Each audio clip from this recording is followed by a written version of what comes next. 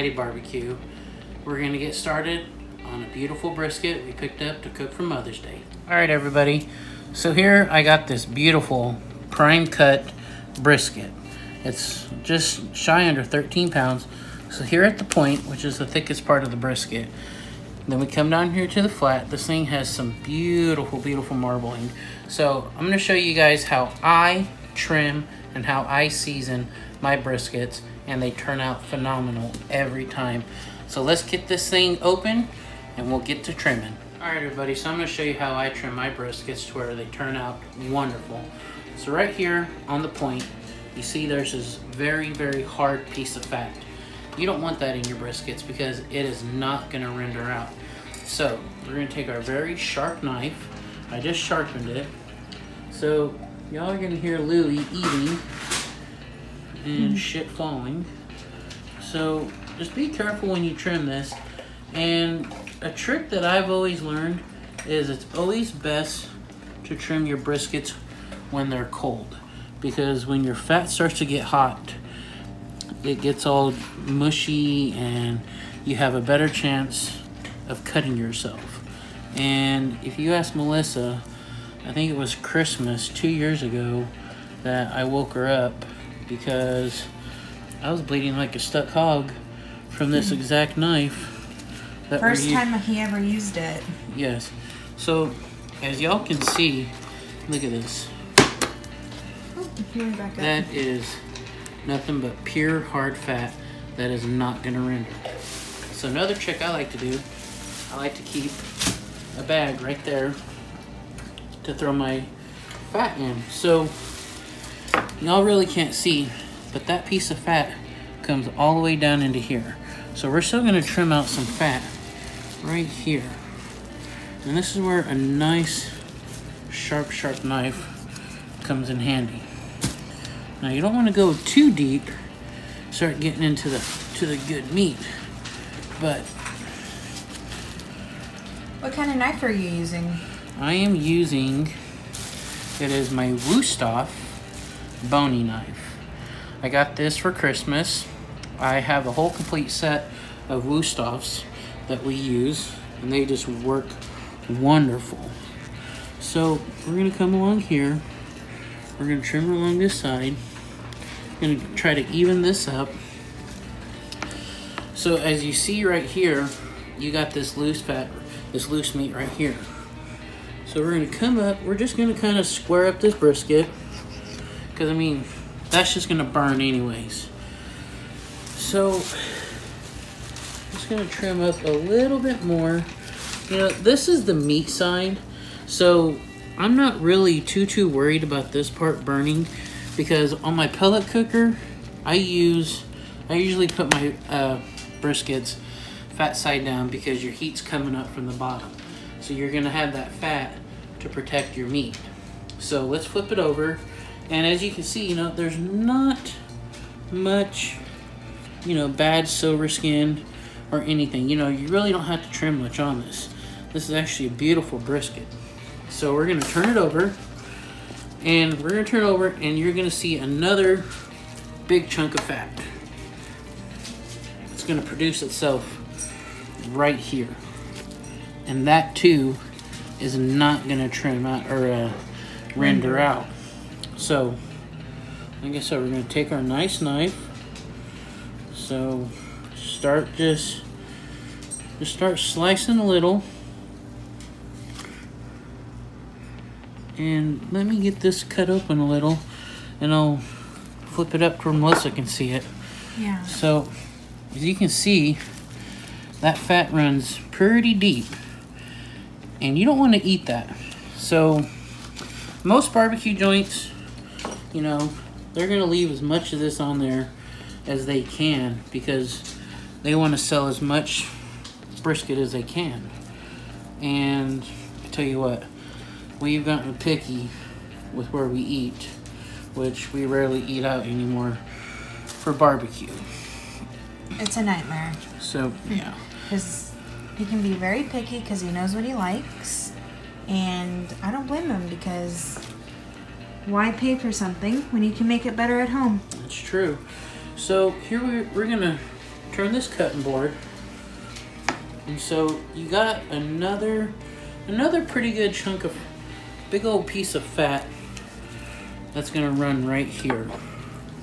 And so we're just gonna start trimming and then kind of grab it. Don't want to really get into the meat too much. So I think, we may not have to do much trimming on this because it may be just right at the amount we like that's going to keep it protected.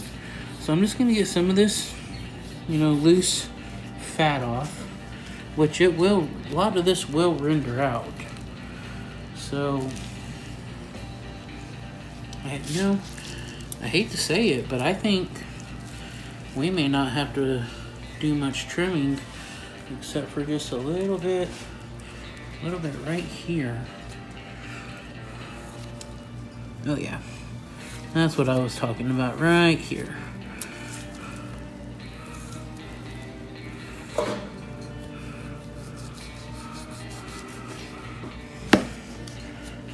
You don't want to eat that. You can either save that, use it for sausage, or render it out, put it in your beans, or kind of whatever, but we don't do that here yet. I have not gotten into the craft of making homemade sausage, but that will be on our plan. I do have a meat grinder that I did get for Christmas. So, you know what? I am really happy with this. And I think we are going to go to our next step. And we are going to season this up. And I'm going to show you guys how I season this. So, let me wash my hands, change my gloves, and we will get the season. Alright, so we're going to keep this seasoning very, very basic. You can season however you want, but I like to do just your basic rub, salt and pepper, because I love to taste the brisket. So here we have some Morton kosher sea salt, just kosher salt. So we're gonna apply this fairly liberally because this is a very, very big piece of cut of meat. So we're gonna add this on here. Sometimes it's hit and miss. I'm gonna be honest with y'all. Sometimes I don't add enough salt. Sometimes I add too much salt. But in the end, it turns out awesome. So normally Melissa has a good judge of when we need to stop. So it's getting close.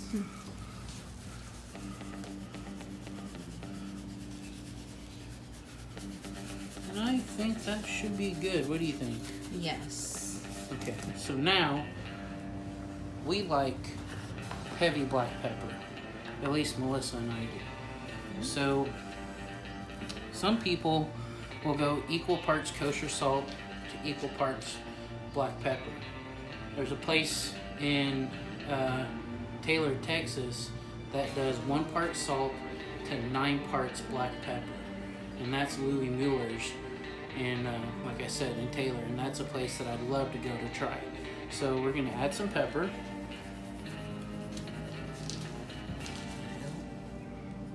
Stick.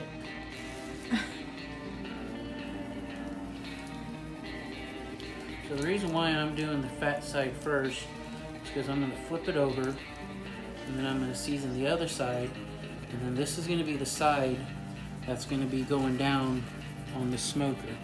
Some of y'all are gonna say, why are you doing it, fat side down, blah, blah, blah. This is how it works best on my cooker. Your cooker may be different, but my cooker does better with the fat cap down. That's all she wrote on that. So luckily, we bought some more. And this is going to give you a very, very good crust.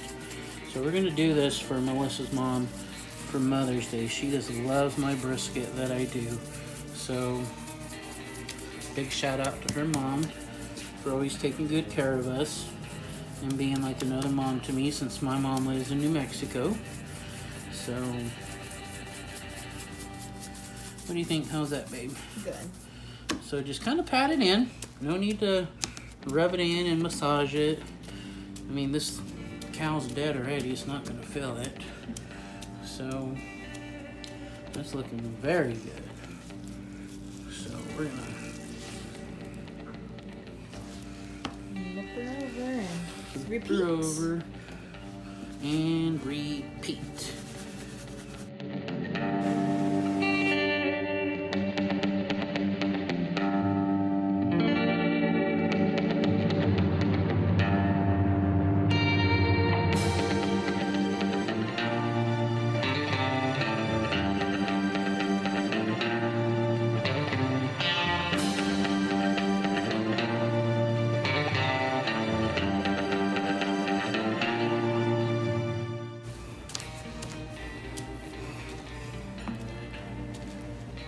Alright, y'all, so here is my seasoned brisket. Now this looks killer. What about all this? It's looking another one. Without pepper or salt? It's definitely without pepper. This is why it's always good to have a second pair of eyes. You don't want to have... Bring in the saltine. Thanks, Melissa. You're welcome. That's why I'm called quality control. Quality, not wallety. Quality control at your service. Oh, what do you know? See? So don't forget to season all 4 sides. Sorry. Normally you do. Yeah. You're just distracted because of the video. Alright, to be continued. Alright, y'all. Now that is officially a Texas seasoned brisket. Salt and coarse black pepper. You don't need anything else on that. If this thing was not raw, I would eat this right now. If I had a big old piece of bread like Fred Flintstone. So we're going to take you outside. We're going to fire up my pellet pooper. And we're going to show you what we're going to do out there. And I'll tell you about the temp I'm going to use.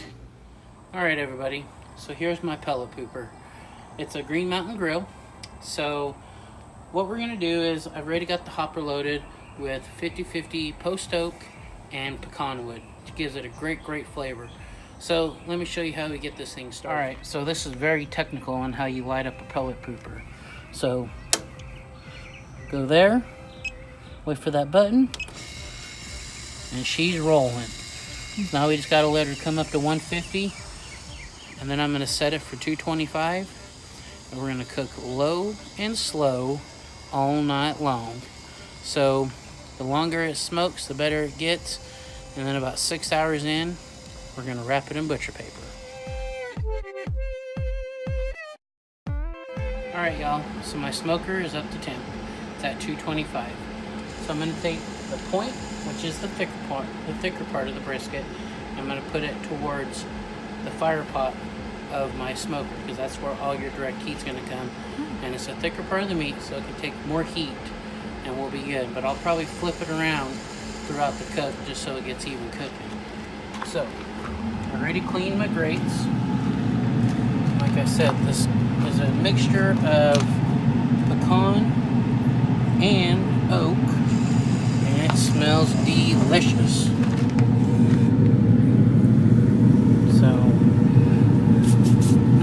enjoy your bath of pecan and oak, little fella, and we'll see you in a few hours.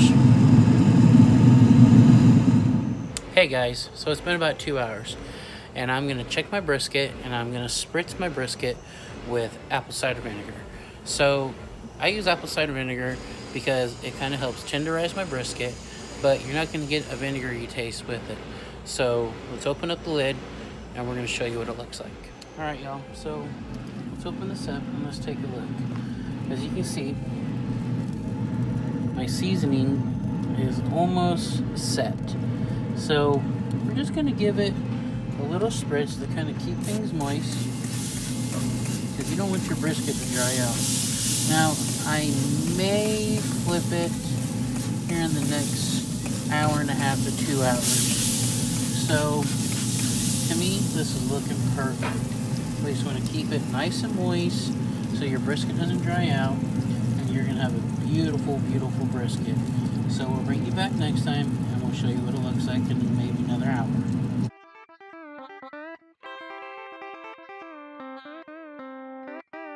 Alright everybody, so it's been a couple hours, and I've been checking on it. And so we're going to give another spritz. We're going to check the color. And probably about another hour, I'm going to guess, we're going to wrap it in butcher paper. And then we're just going to let it sit in there. We're going to let it slow cook all night. And the fun part begins. We get to go to sleep. That's how easy it is. So let's take a look at this. Oh man, look at that. Look at that. I don't know if y'all can really see. Yeah. Look at how pretty that is. So we're going to kind of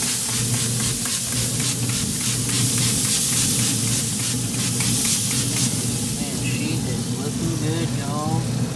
I wish y'all could smell it.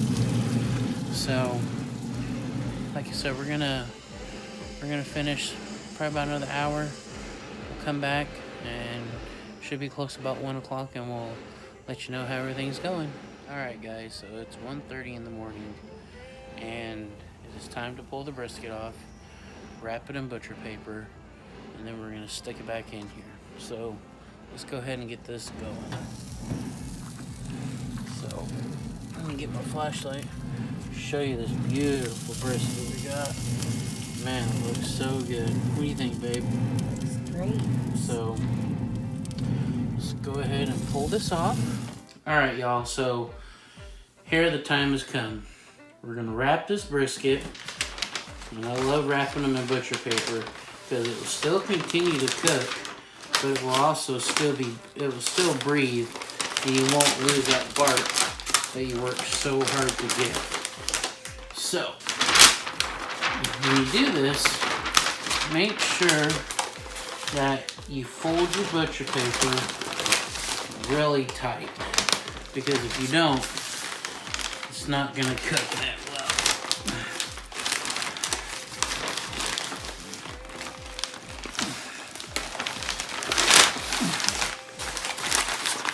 And then bring it back to you.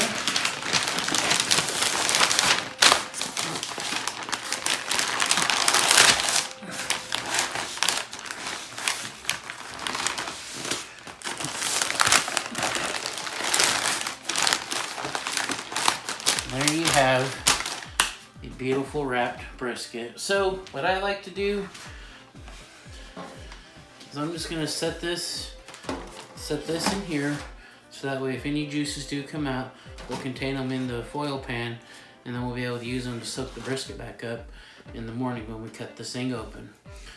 So there's one last thing that we'll show you here in a little bit. So we're gonna get this back on the pit, and we'll bring you back. All right, everybody. So this is what we were going to show you. It is 1:54 a.m. Sunday morning. By the way, happy Mother's Day to all the mothers out there who are going to be watching this video, hopefully, showing your husband how to smoke a brisket for y'all. So here I have on my phone, I have an app from Green Mountain Grills. My pellet cooker wasn't working right because there was software issues a while back, and they sent me out a new Wi-Fi controller, which has helped my pellet cooker out tremendously. So this thing will pretty much do everything. It will just let me know if my pit temperature drops, if I had a food probe set in there, or just kind of whatever I've got the perimeter set to. So I'm gonna set a deal on here to where if my pit starts dropping below 225, that it will set a reminder and wake me up if I have to wake up to go add more pellets. But it's the hopper is completely full. We filled it up. So I know y'all seen my big gator pit, and you're asking Why do I have this little pellet pooper? Well, for me and Melissa, this little pellet cooker is more efficient and is better to cook on for just 2 people. When I cook for a lot more people, I love to cook on my gator pit. So don't think that I'm neglecting that big old gator pit out there, because I'm not. So we're gonna get to bed because we have to wake up early. We're gonna go to her mom and dad's house, and we're gonna have a Sunday lunch for Mother's Day. So I hope y'all have a very good night, and we'll bring you back tomorrow when we slice open the brisket. I think you mean later on today. Yeah, well, it's all running together. So, but yes, we'll bring you back later on today, and we'll show you the brisket when we get over there. So, have a good night, y'all. Good morning, everybody.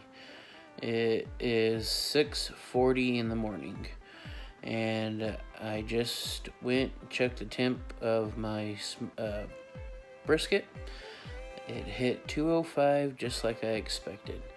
It took exactly a little under 11 and a half, basically we'll just say 12 hours it took. So I got it wrapped up in butcher paper like I showed y'all. It went into the foil pan just to kind of keep all the juices in there, and then I set it in my Yeti cooler, put some towels over it, and it's going to be sitting there until we decide we're going to eat over at her parents' house. So forgive my hair, you know, I just woke up.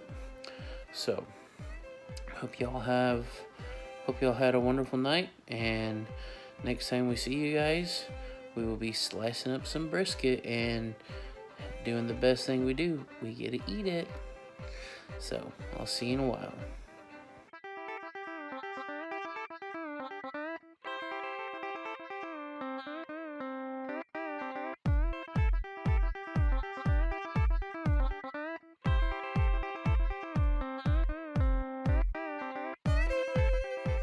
All right, y'all, so it's been about 6 hours. This thing's been resting, so we're gonna unwrap it, and we've got some hungry people here in the house that are trying to get to it as we speak.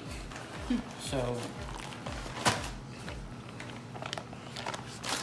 this is super moist, and juicy, just jiggly like a good old fat girl.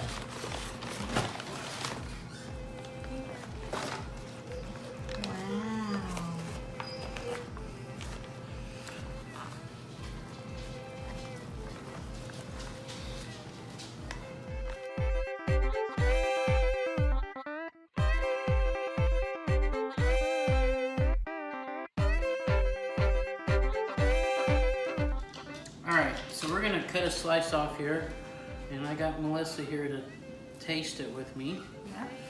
Wow, this is so tender. Look at that smoke ring on there. So this is the most tender part of your brisket besides burn ends. That's why I volunteered to be the taste tester.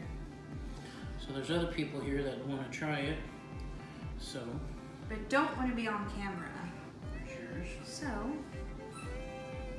Cheers. Wow.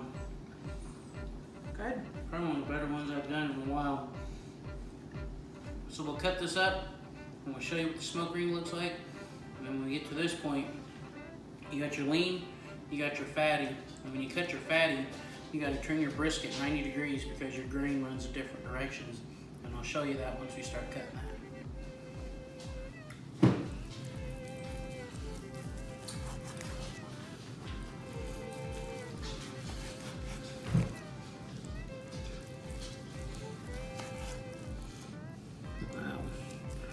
Super moist, super tender. The fat rendered perfectly. And the So smoke normally, ring.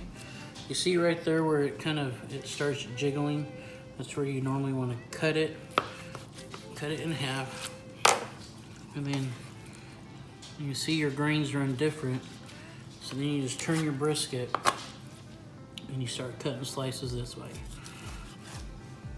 Because if you cut it against the grain, you're gonna have chewy brisket, and all that work you did was for nothing. So I hope this can help you guys.